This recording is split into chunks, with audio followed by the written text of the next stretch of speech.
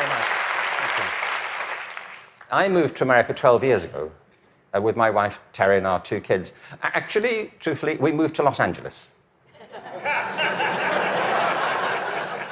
Thinking we were moving to America. But anyway,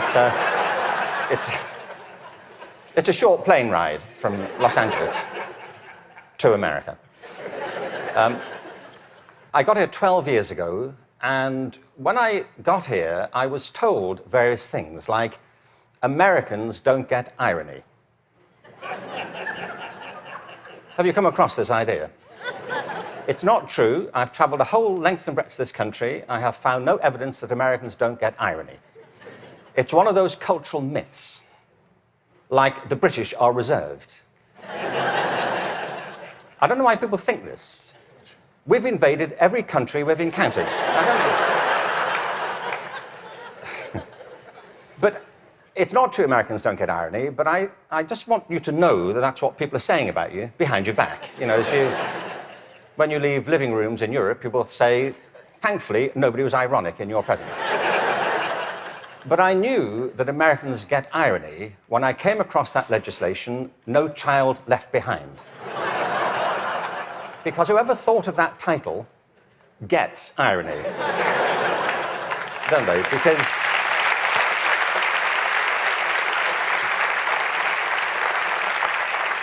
Because it's leaving millions of children behind. Now, I can see that's not a very attractive name for legislation. Millions of children left behind. I can see that.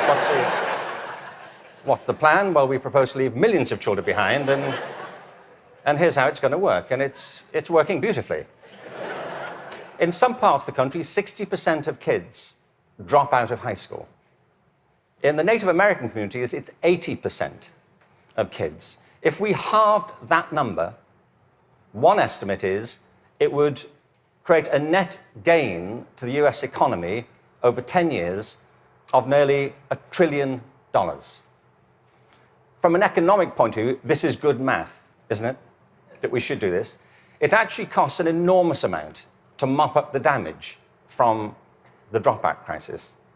But the dropout crisis is just the tip of an iceberg. What it doesn't count are all the kids who are in school but being disengaged from it, who don't enjoy it, who don't get any real benefit from it.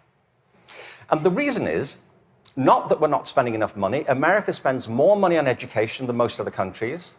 Class sizes are smaller than in many countries.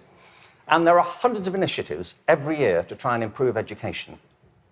The trouble is, it's all going in the wrong direction. There are 3 principles on which human life flourishes, and they are contradicted by the culture of education under which most teachers have to labour and most students have to endure. The first is this, that human beings are naturally different and diverse. Can I ask you, how many of you have got children of your own? Okay.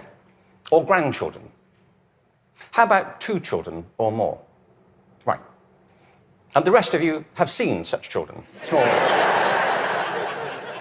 Small people wandering about.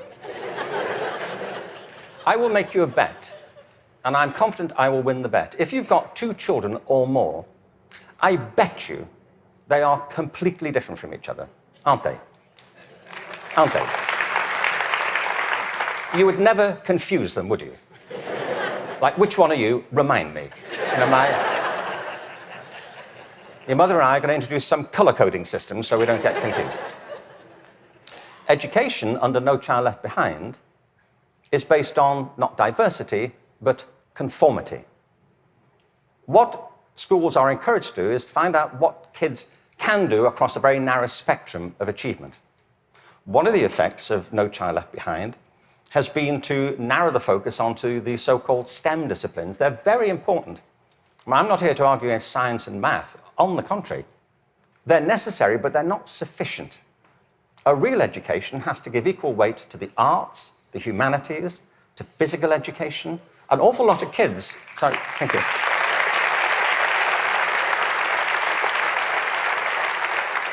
One estimate in America currently is that something like 10% of kids getting on that way are being diagnosed with various conditions under the broad title of attention deficit disorder, ADHD. I'm not saying there's no such thing.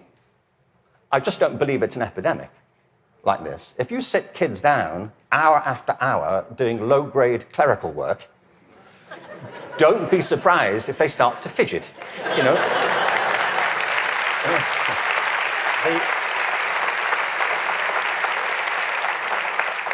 Children are not, for the most part, suffering from a psychological condition. They're suffering from childhood, you know,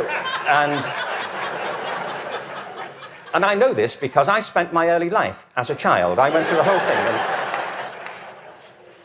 kids prosper best with a broad curriculum that celebrates their various talents, not just a small range of them. And by the way, the arts aren't just important because they improve math scores, they're important because they speak to parts of children's being which are otherwise untouched. The second... Sorry, thank you. The second principle that drives human life and flourishing is curiosity. If you can light the spark of curiosity in a child, they will learn without any further assistance very often. Children are natural learners. It's a real achievement to put that particular ability out or to stifle it. Curiosity is the kind of engine of achievement. Now, the reason I say this is because one of the effects of the current culture here, if I can say so, has been to deprofessionalize teachers. There is no system in the world or any school in the country that's better than its teachers. Teachers are the lifeblood of the success of schools. But teaching is a creative profession. Teaching properly conceived is not a delivery system. You know, you're not there just to pass on received information. Great teachers do that. But what great teachers also do is mentor, stimulate, provoke, engage. You see, in the end, education is about learning. If there's no learning going on, there's no education going on. And people can spend an awful lot of time discussing education without ever discussing learning. The whole point of education is to get people to learn. A friend of mine, old friend, actually very old, he's dead. That's as old as he gets, I'm afraid. So, but a wonderful guy, he was. A wonderful philosopher. He used to talk about the difference between the task and achievement senses of verbs. You know, you can be engaged in the activity of something, but not really be achieving it. It's like dieting. It's a very good example, you know. There he is, he's dieting. Is he losing any weight? Not really. Teaching is a word like that. You can say, there's Deborah, she's in room 34, she's teaching. But if nobody's learning anything, she may be engaged in the task of teaching, but not actually fulfilling it. The role of a teacher is to facilitate learning. That's it. And part of the problem is, I think, that the culture of, the dominant culture of education has come to focus on not teaching and learning, but testing. Now, testing is important. Standardized tests have a place. But they should not be the dominant culture of education. They should be diagnostic. They should help. You know, if I go for a medical examination, I want some standardized tests. I do. You know, I want to know what my cholesterol level is compared to everybody else's on a standard scale. I don't want to be told on some scale my doctor invented in the car. You know, your cholesterol is what I call level orange. Really? Is that good? We don't know. But all that should support learning. It shouldn't obstruct it, which of course it often does. So in place of curiosity, what we have is a culture of compliance. Our children and teachers are encouraged to follow kind of routine algorithms rather than to excite that power of imagination and curiosity. And the third principle is this, that human life is inherently creative. It's why we all have different resumes. We create our lives and we can recreate them as we go through them. It's the common currency of being a human being. It's why human culture is so interesting and diverse and dynamic. I mean, other animals may well have imaginations and creativity, but it's not so much in evidence, is it, as ours. I mean, you may have a dog. you know, and your dog may get depressed. You know, but it doesn't listen to Radiohead, does it? And, sit staring out the window with a bottle of Jack Daniels. And you say, would you like to come for a walk? He said, no, I'm fine. No. You go, I'll wait, I'll go. But take pictures. We all create our own lives through this restless process of imagining alternatives and possibilities, and one of the roles of education is to awaken and develop these powers of creativity. Instead, what we have is a culture of standardization. Now, it doesn't have to be that way. It really doesn't. Finland regularly comes out top in maths, science, and reading. Now, we only know that's what they do well at because that's all that's being tested currently. That's one of the problems of the tests. They don't look for other things that matter just as much. The thing about the work in Finland is this. They don't obsess about those disciplines. They have a very broad approach to education, which includes humanities, physical education, the arts. Second, there is no standardized testing in Finland. I mean, there's a bit, but it's not what gets people up in the morning. It's not what keeps them at their desks. And the third thing is I was at a meeting recently with some people from Finland, actual Finnish people, and so somebody from the American system was saying to the people in Finland, what do you do about the dropout rate in Finland? And they all looked a bit bemused and said, well, we don't have one. Why would you drop out? If people are in trouble, we get them quite quickly and help them and we support them. Now, people always say, well, you know, you can't compare Finland to America. No, I think there's a population of around 5 million in Finland. But you can compare it to a state in America. Many states in America have fewer people in them than that. I mean, I've been to some states in America and I was the only person there. Really. Really, I was asked to lock up when I left. But what all the high-performing systems in the world do is currently what is not evident, sadly, across the systems in America. I mean, as a whole. One is this. They individualize teaching and learning.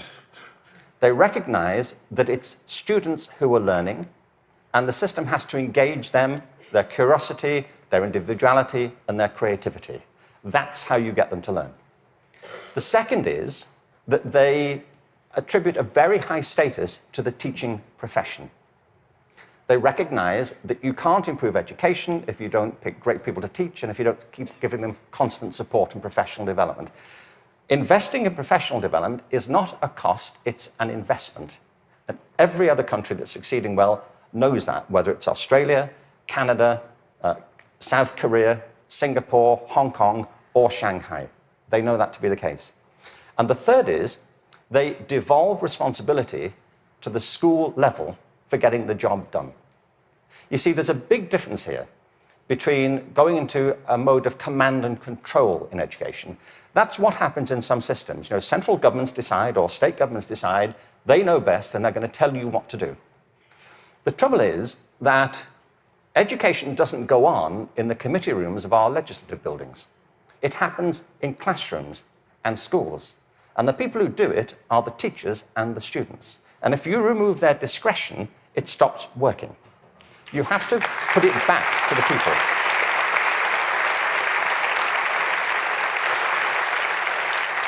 There is wonderful work happening in this country. But I have to say, it's happening in spite of the dominant culture of education, not because of it. It's like people are sailing into a headwind all the time. And the reason I think is this, that many of the current policies are based on mechanistic conceptions of education. It's like education is an industrial process that can be improved just by having better data. And somewhere in, I think, the back of the mind of some policymakers is this idea that if we fine-tune it well enough, if we just get it right, it'll all hum along perfectly into the future. It won't, and it never did. The point is that education is not a mechanical system, it's a human system. It's about people.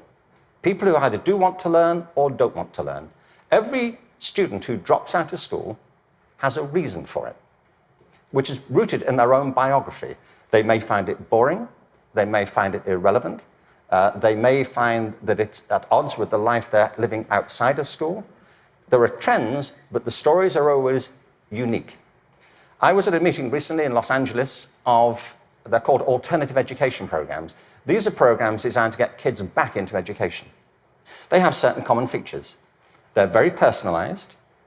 They have strong support for the teachers, close links with the community, and a broad and diverse curriculum, and often programs which involve students outside school as well as inside school.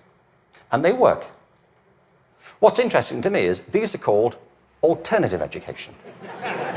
You know? And all the evidence from around the world is if we all did that, there'd be no need for the alternative.